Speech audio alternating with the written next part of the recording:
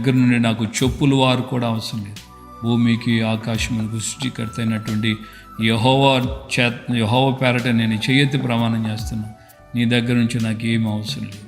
దేవుని బిడ్డలారా, క్రమక్రమంగా దేవుడు ఆయనను ఆస్వాదించాడు, గొప్పవాడుగా ఆయన మార్చబడ్డాడని మనం గమనిస్తున్నాం. సో దైవభక్తి కలిగినటువంటి ఆయన మాట ప్రకారం జీవితాన్ని కొనసాగించినటువంటి ప్రతి వ్యక్తి యొక్క జీవితంలో దేవుడు వారిని మర్చిపోక తగిన సమయంలో ఆయన వారిని ఆశీర్వదిస్తాడు. ఈ రోజున నిన్ను దేవుడు మర్చిపోయాడు అనుకుంటున్నావా, లేకుంటే ఇంకా దీవించబడలేదు అని అనుకుంటున్నావా? దేవునికి లోబడు, ఆయన యొక్క మాటకు లోబడు, ఆయన చిత్తానుసారంగా ఆయన నడిపిస్తున్న ఆయన సేవకుల ద్వారా లోబడు. ఖచ్చితంగా నువ్వు నిరీక్షించు, దేవుడు నిన్ను మర్చిపోలేడు.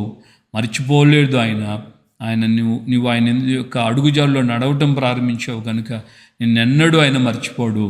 తప్పనిసరిగా తగిన సమయం మందు దేవుడు గొప్పగా నిన్ను